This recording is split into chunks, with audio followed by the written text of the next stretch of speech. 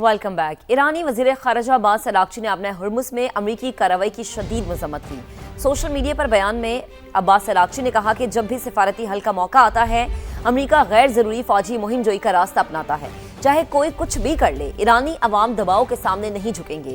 Missiles کے ذخائر سے متعلق امریکی میڈیا رپورٹس کا حوالہ دیتے ہوئے عباس اراغچی نے کہا کہ ہمارے میزائلز کا ذخیرہ 28 فروری کے مقابلے میں 75% نہیں بلکہ 120% ہے۔ Welcome back. آپ نے ہرمز میں مختصر کشیدگی کے بعد صورتحال معمول پر آ گئی۔ ایرانی میڈیا کے مطابق امریکی نیوی نے ایرانی آئل ٹینکر پر حملہ کیا تو ایران نے میزائلز اور ڈرون سے جوابی کارروائی کی۔ ترجمان خاتم الانبیاء ہیڈ کوارٹرز کے مطابق جوابی کارروائی میں آبنہ ہرمز اور چابہار بندرگاہ کے قریب امریکی فوجی جہازوں پر حملے کیے گئے، جس سے انہیں شدید نقصان پہنچا۔ سینٹکام نے بندر عباس اور کشم کی بندرگاہوں پر بمباری کی تصدیق کر دی۔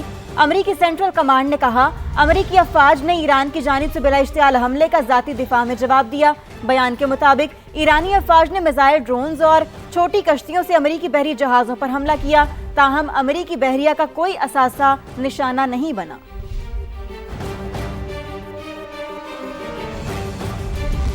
ایران نے ایک اور آئل ٹینکر کو خلیج فارس سے تحویل میں لے لیا۔ ایرانی میڈیا کے مطابق اوشینکو نامی ٹینکر ایرانی تیل کی برآمدات میں رکاوٹ ڈال رہا تھا اور ایرانی فورسز کے متعدد وارننگز کو نظر انداز کیا۔ پاسداران انقلاب کے اہلکار کشتیوں کی مدد سے ٹینکر پر چڑھ گئے اور ایرانی پرچم لہرا دیا۔ ایرانی میڈیا کے مطابق 2 آئل ٹینکر امریکی ناکہ بندی توڑ کر ایران پہنچ گئے ہیں۔ تو آپ کو اپڈیٹ کرتے چلیں کہ ایران نے ایک اور آئل ٹینکر کو خلیج فارس سے تحویل میں لے لیا۔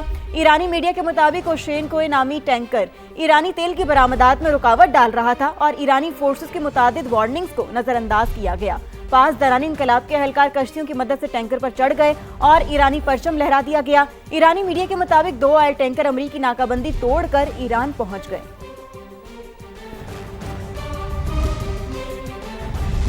نائب وزیر اعظم اسحاق ڈار کا سنگاپور کے وزیر خارجہ سے رابطہ، پاکستانی اور ایرانی بحری جہازوں کو واپس بھیجنے کی کوششوں میں تعاون کی درخواست۔ اسحاق ڈار نے کہا 'جہازوں پر 11 پاکستانی اور 20 ایرانی سوار ہیں۔ امریکی تحویل میں موجود جہاز سنگاپور کے قریب ہیں۔ اسحاق ڈار کا ایرانی وزیر خارجہ عباس اراغچی سے بھی رابطہ، دونوں رہنماؤں کا معاملے پر قریبی رابطے جاری رکھنے پر اتفاق کیا۔ اسحاق ڈار نے کہا کہ پاکستان ایرانی شہریوں کی محفوظ واپسی میں ہر ممکن سہولت فراہم کرے گا۔ نائب وزیر اعظم اسحاق ڈار نے سنگاپور کے تعاون اور حمایت کو سراہا۔ اسحاق ڈار کا کہنا تھا کہ پاکستان کا امریکی حکام اور دیگر فریقین سے مسلسل رابطہ ہے۔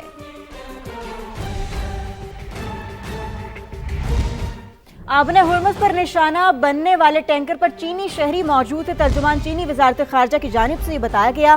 چینی ٹینکر پر ہونے والے حملے میں عملہ محفوظ رہا۔ اس کے ساتھ ساتھ آبنہ ہرمز میں چینی ٹینکر پر حملہ 4 مئی کو ہوا تھا۔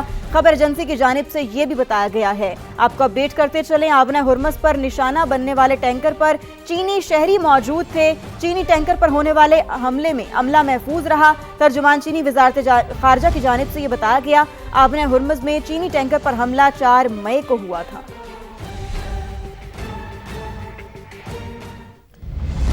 آبنہ ہرمز میں ایک بار پھر سے کشیدگی، امریکہ اور ایران کے ایک دوسرے پر حملے۔ امریکی صدر کہتے ہیں کہ جنگ بندی برقرار ہے۔ ایرانیوں نے ہمیں چھیڑنے کی کوشش کی تھی جس کا بھرپور جواب دیا اور انہیں پیچھے دھکیل دیا۔ واقعے سے وسیع تر مذاکراتی عمل پر فرق نہیں پڑے گا۔ صدر ٹرمپ نے ایرانی قیادت کو جنونی قرار دیا۔ امریکہ اور ایران کے درمیان عارضی معاہدے کے سوال پر صدر ٹرمپ نے کہا ہماری پیشکش ایک صفحے سے کہیں بڑھ کر ہے۔ وہ جوہری ہتھیار نہیں رکھیں گے، جوہری مواد کی باقیات ہمارے حوالے کریں گے، اس کے علاوہ بھی بہت کچھ ہے۔ We're negotiating with the Iranians.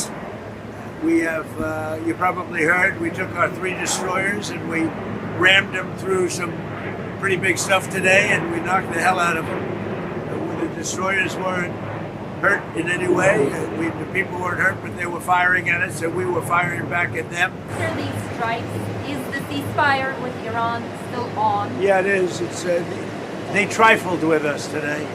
We blew them away. I'll let you know when there's no ceasefire. You won't have to know. The talks are going very well, but they have to understand if it doesn't get signed, they're going to have a lot of pain. It's more than a one-page offer. It's an offer that's basically said they will not have nuclear weapons. They're going to hand us the nuclear dust. And many other things that we want. Iran के साथ मुज़ाकरात में पाकिस्तान ने बहुत शानदार किरदार अदा किया।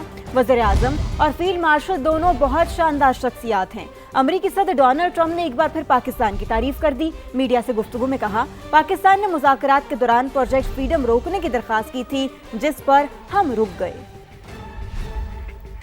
Pakistan has been fantastic, and their leaders have been fantastic. The Field Marshal and the Prime Minister.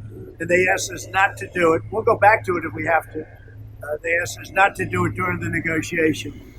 जंग में सालिसी पर अमरीकी कांग्रेस पाकिस्तान के शुक्रगुजार। डेमोक्रेट रुकन एलन ग्रीन ने तारीफी करारदाद ऐवान नुमाइंदगान में पेश की। करारदाद में पाकिस्तान की आम के लिए कोशिशों और सहूलतकारी को सराहा किया। करारदाद के मुताबिक पाकिस्तान कलीदी सालिस के तौर पर सामने आया, मुज़ाकरात आगे बढ़ाने में अहम किरदार अदा किया। पाकिस्तान को तमाम फरीक़ैन गैर जानिबदार सालिस के तौर पर देखते हैं। आमने मुज़ाकरात के लिए पाकिस्तान को काबिले एतमाद तस्वुर किया जाता है। पाकिस्तान ने जंग के खात्मे के लिए संजीदा कोशिशें की। पाकिस्तान ने तामीरी मुज़ाकरात को मुमकिन बनाया। बरतानवी सियासत में तारीखी तब्दीली। लोकल इंतखाबात में एक सदी बाद बड़ी जमातें आउट। नाइजल फराज की पार्टी रिफॉर्म यूके सबसे आगे। गैर हतमी नताइज के मुताबिक रिफॉर्म पार्टी 397 नशिस्तों पर कामयाब, कंजर्वेटिव 257 नशिस्तों के साथ दूसरे और लेबर पार्टी 253 नशिस्तों के साथ तीसरे नंबर पर है। बदतरीन कारकर्दगी के बावजूद वज़ीर आज़म कीयर स्टार्मर ने मुस्ताफी होने से इनकार कर दिया। बरतानवी सियासत में एक सदी बाद बड़ी तब्दीली। लोकल इंतखाबात में दोनों बड़ी पार्टियों की छुट्टी। क़दामत पसंद नई सियासी ताकत बनकर उभरने लगे। इंग्लैंड के लोकल इलेक्शंस में नाइजल फराज की पार्टी रिफॉर्म्स यूके सबसे बड़ी पार्टी बन गई। कंजर्वेटिव दूसरे और हुक्मरान जमात लेबर पार्टी तीसरे नंबर पर चली गई। कीयर स्टार्मर का गलतियों का एतराफ, ताहम मुस्ताफी होने से इनकार कर दिया। कहते हैं मुल्क को अफरा तफरी में छोड़कर नहीं जा सकता। स्कॉटलैंड और वेल्स में वोटों की गिनती जारी है। बरतानवी मीडिया के मुताबिक स्कॉटिश नेशनल पार्टी को धचका लग सकता है। बराह रास्त आपको लिए चलते हैं, दिखाते हैं आपको गुफ्तगू। सईद गनी मीडिया से गुफ्तगू कर रहे हैं। डेलीगेशन का जो हेड है उसके पास ये एक्सपीरियंस है, और दूसरी तरफ 38 साल बिलाल भुट्टो ज़रदारी है जो सिर्फ पाकिस्तान का वज़ीर ख़ारजा कुछ अर्से रहा है और नौजवान आदमी है। लेकिन दुनिया ने देखा कि उस नौजवान ने पूरी दुनिया के बड़े बड़े मुल्कों में बड़े बड़े फोरम्स पर जाकर जिस तरह भारत के जो नैरेटिव था उसको तहस-नहस किया, वो एक ऐसी जंग थी जो वो भी पाकिस्तान ने जीती। तो ये तमाम जो मराइल थे जो 22 अप्रैल से शुरू हुए, ये चलते गए। इसमें अल्लाह ताला ने पाकिस्तान की इज़्ज़त रखी, चाहे वो सफारतकारी हो, चाहे वो इंटरनेशनल मीडिया से बात करने की बात हो, चाहे वो जंग हो, फ़िज़ा में हो, मैदानों में हो। अल्लाह ताला ने पाकिस्तान को भरपूर कामयाबी दी, और मैं समझता हूँ कि इस कामयाबी के नतीजे में पाकिस्तानी कौम के हौसले बुलंद हुए हैं। आवाम जो है, ज़ाहिर है कि पहले खौफ होता था कि भारत अगर पाकिस्तान पे हमला करेगा तो पता नहीं हमारा क्या होगा, लेकिन अब हमें यकीन है कि भारत तो क्या, शायद भारत से बड़ा मुल्क भी कोई पाकिस्तान पर हमला करेगा तो इंशाअल्लाह ताला हालात उसके भारत से बुरे ही होंगे, अच्छा नहीं होंगे। अच्छा भाई, कश्मीर का मसला एक मिनट जरा वो जी मैं कह रहा हूँ, कश्मीर का मसला का क्यों है, उस पर कोई इस जंग के बाद भी कोई पेशरफ्त हुई है या हमें नजर नहीं आता? देखिए, मैं ये समझता हूँ कि भारत ने इस जंग से पहले कश्मीर के मसले पर किसी सूरत में वो बात करने को तैयार नहीं थे। मुझे याद पड़ता है कि मोदी ने खुद उसने कहा कि हम बात करने को तैयार हैं, दहशतगर्दी पर बात करने को तैयार हैं, और उसी लम्हे उसके मुंह से कश्मीर भी निकला, जिसका बाद में उन्होंने आएँ बाएँ शाएँ किया। लेकिन इसका मतलब ये है कि भारत ने महसूस कर लिया कि कश्मीर पे बात करने को वो तैयार हैं। और मैं आपको एक बात और बता दूं, देखिए उस वक्त से लेके आज तक दुनिया में जो पाकिस्तान का रोल और इमेज डेवलप हुआ है, उससे कश्मीर का मसला ज़रूर कहीं ना कहीं उसकी आपको कहीं ना कहीं उस पर डेवलपमेंट ज़रूर नज़र आ जाएगी। सर, इस वक्त जो ईरान और अमेरिका जंग चल रही है उसमें पूरी दुनिया पाकिस्तान के साथ बातचीत कर रही है और पाकिस्तान अमन का मरकज़ बन रहा है। उस दौरान भारत जो है वो सुना है कि एक बार फिर खुले लाइन भी हुआ है पूरी दुनिया में, और एक बार फिर साजिशों में मसरूफ़ है, कोई नया ब्लॉक बना है इसराइल, यूएई और अफगानिस्तान से मिलकर।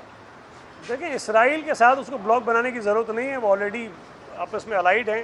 मेरा नहीं ख्याल है कि उसके साथ कुछ करने की ज़रूरत है। लेकिन बाकी जो मुल्क हैं वो इस मौके पर, जब पूरी दुनिया पाकिस्तान को तस्लीम कर रही है, पाकिस्तान के किरदार को मान रही है, پاکستان کی جو کاوشیں ہیں بین الاقوامی امن کے لیے اس کو تسلیم کر رہی ہے، تو کسی بھی ملک کے لیے ایک ڈوبی ہوئی نیا، بھارت اس میں ڈوبی نہیں ہے، اس کے ساتھ کھڑے ہونا بیٹھنا میں نہیں سمجھتا کہ کوئی ملک اپنے مفاد کے خلاف جا کے کوئی فیصلہ کرے گا۔